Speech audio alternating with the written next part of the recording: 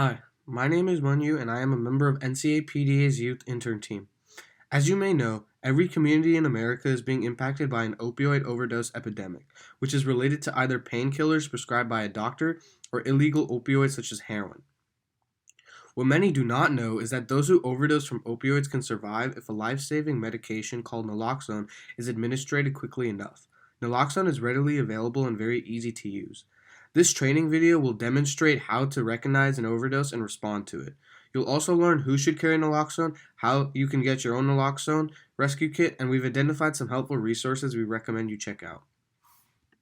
To begin, you should know that naloxone is a general opioid overdose antidote that comes in three different forms. First, a nostril spray version shown on the left, an injectable version shown in the middle, and an auto-injector on the right. Our training video will focus on reversing an overdose with the spray version of naloxone that is known by the brand name Narcan.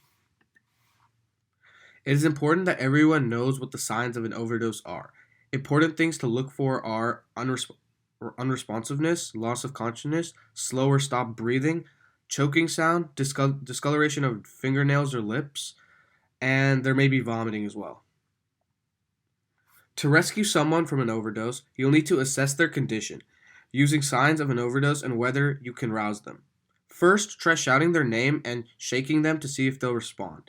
If that doesn't work, you can try rubbing your knuckles on their sternum as the picture shows. If you can't connect with their sternum because of clothing layers, rub your knuckles on their upper lip. If they are unconscious and you can't rouse them, if their breathing is stopped or shallow, if they can't speak or the condition is worsening, it's time to call 911. While speaking with 911 dispatcher, report that the person's breathing is slowed or stopped, and they are unresponsive. Give your exact location and let the paramedics know what drugs and alcohol the person was using if known. To administer Narcan, gently insert the nozzle into one nostril and push on the plunger to release the spray. Narcan will still work even if the person isn't breathing. While waiting for a response to the first Narcan spray, assess whether the person is breathing, and if not, tilt their head back to clear their airway. Pinch their nose and breathe into their mouth.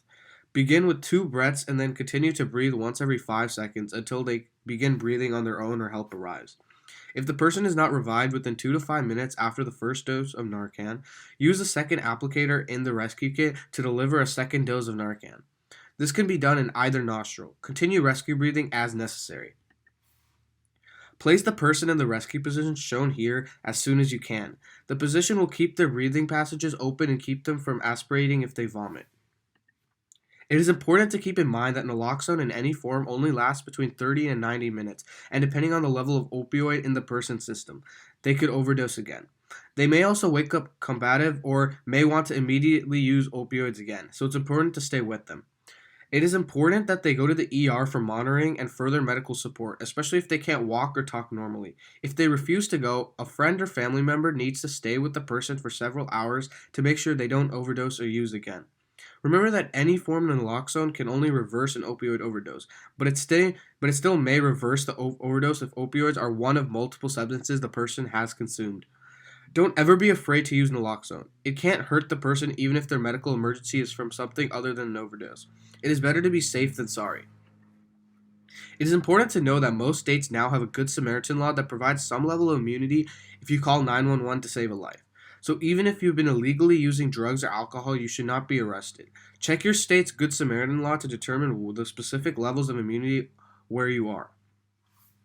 Who should carry naloxone? From our perspective, everyone, but specifically those in active addiction or their family or friends, those recently released from a residential treatment facility, those recently released from jail or prison with an opioid use disorder, and those taking high-dosage opioids to manage chronic pain.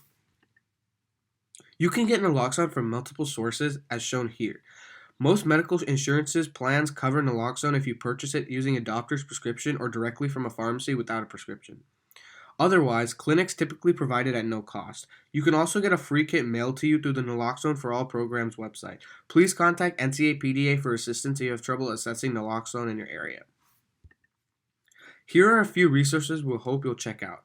If you or a friend or family member has concerns related to substance misuse, suicide, or mental health issues of any kind, contact the anonymous 24/7 hotline.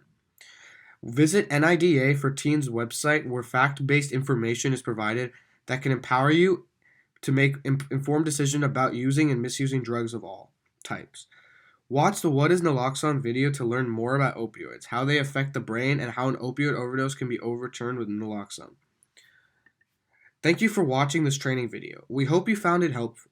If you have any questions or comments, please reach out to NCAPDA at either 925-480-7723 or info@ncapda.org. You can also join us on Facebook, Twitter, and Instagram to learn more. Thank you.